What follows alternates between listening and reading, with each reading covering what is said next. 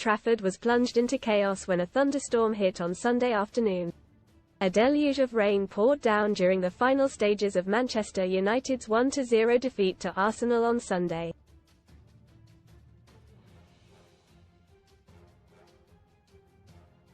A 2-hour downpour saw 41 millimeters of rain fall on Old Trafford, more than in the entirety of May 2023.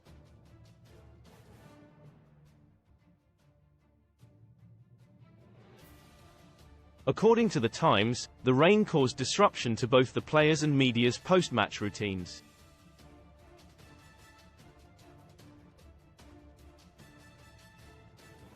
They claim that interviews had to be moved due to potential risk, while their report adds that reporters and club staff were forced to cover electrical equipment.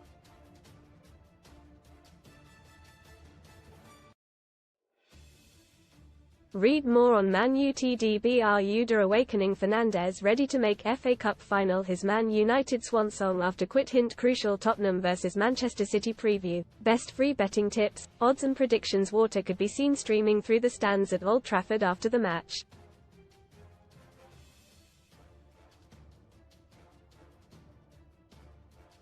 And even the tunnel was partially flooded. The 2-hour downpour ended at around 8:30 p.m.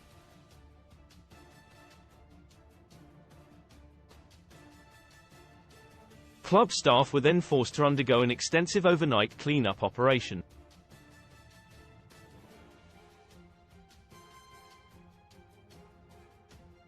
Most read in football Spurs 0 Man City 2 Haaland's double sees Pep's side close in on fourth straight Prem title. Footy rape footballer, 33, raped woman as she slept before sending explicit pic to pals. Do the math how Arsenal could win Premier League in never-before-seen situation. Cup-setting major broadcaster loses rights to show FA Cup games after huge blow to fans. Best free bet sign-up offers for UK bookmakers. Their efforts ensured that the theatre of streams was fully operational again by the following morning.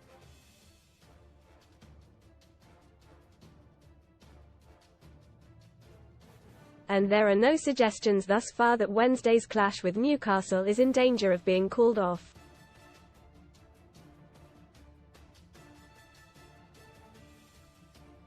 Watch Antony's reaction as footage of Man United star being moved to left-back versus Arsenal emerges after Liverpool meltdown. Ratcliffe's Old Trafford PLANSI, if a new stadium cannot be built, then Sir Jim Ratcliffe has several plans for the current home.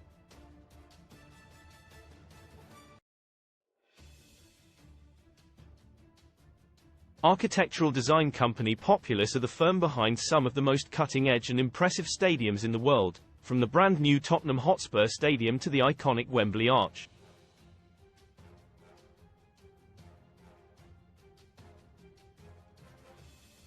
Now they have set their sights on improving Old Trafford by putting together 3 plans for the historic stadium.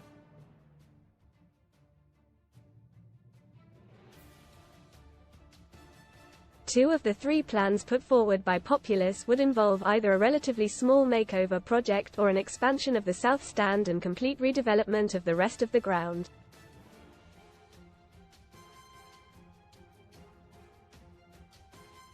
While the third option would mean the whole stadium is demolished and replaced with an entirely new arena in its place.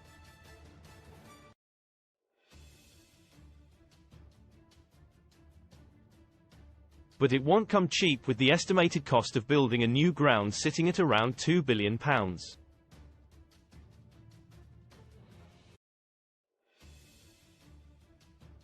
While a redevelopment is reported to be expected to cost somewhere in the region of £800 million and could take up to 8 years to complete.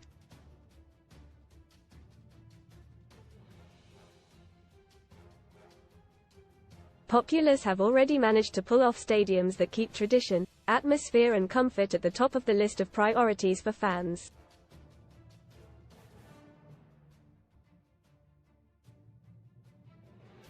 That means that the new Old Trafford will be covered in screens that illuminate the streets surrounding the Theatre of Dreams.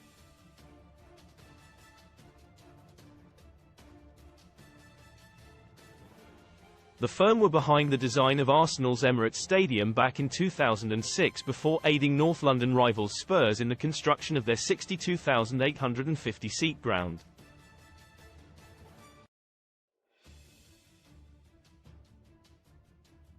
Old Trafford's leaky roof has long been mocked by rival fans. But United claim that Sunday's issues was caused by their roof draining system overflowing.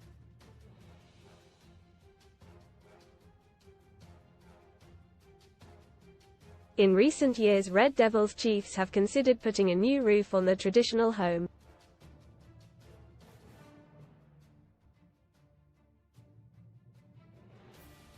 But they have always decided against doing so, deeming it too costly a measure. Although workers have already been seen scaling the infamous roof in the aftermath of Sunday's debacle.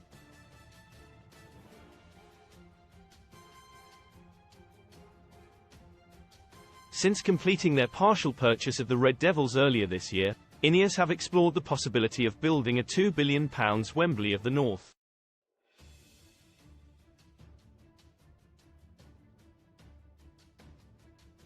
In March, Sir Jim Ratcliffe outlined plans for a 100,000-seater stadium on the existing Old Trafford site.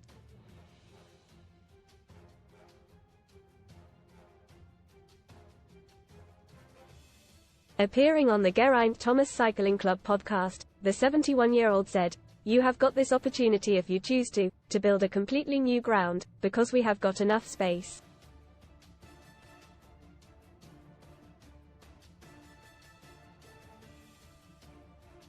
If you built a completely new ground, it would absolutely be state-of-the-art, world-class, 90,000 or maybe even 100,000, that then provides a platform for some of the big competitions in the north of England.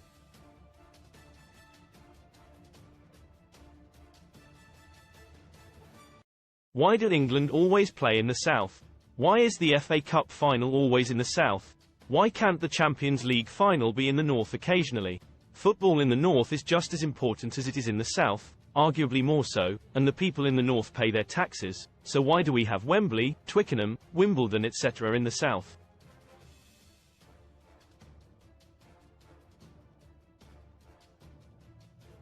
What have we got in the north?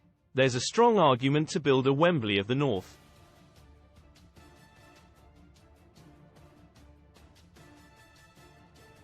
Man United fans behind the team? I'm not so sure. By Dave Kidd, there was much praise for the Manchester United away fans when they sang their hearts out until the end of the 4-0 humping by Crystal Palace.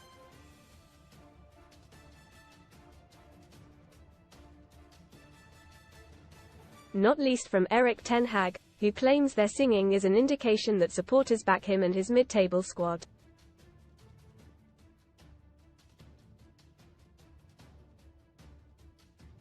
And on Sunday, United supporters were in good voice again.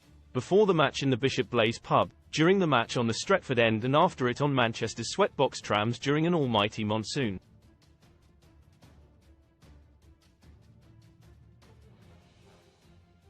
They sang songs about George Best, Eric Cantona, Wayne Rooney, Ryan Giggs, Park Ji-sung, Jaap Stam, Nemanja Vidic and, as Arsenal were in town, Robin van Persie, too.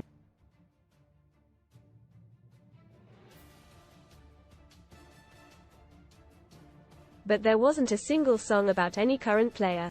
And there were also self-deprecating renditions of "We're F***ing S*** T." Not quite the ringing endorsements that Ten Hag thought he'd heard.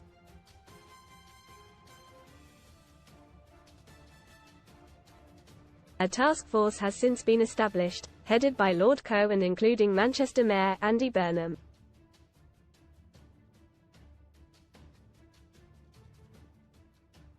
Man United icon Rio Ferdinand has also called on Ineos to improve the club's training and changing facilities.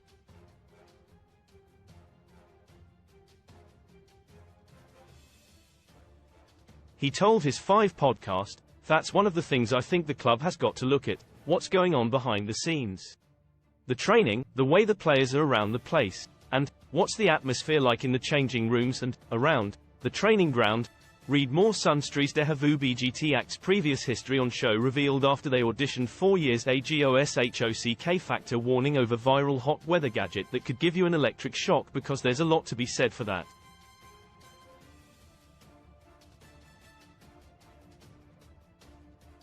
If it ain't right around the training ground, invariably it ain't gonna be right on the pitch.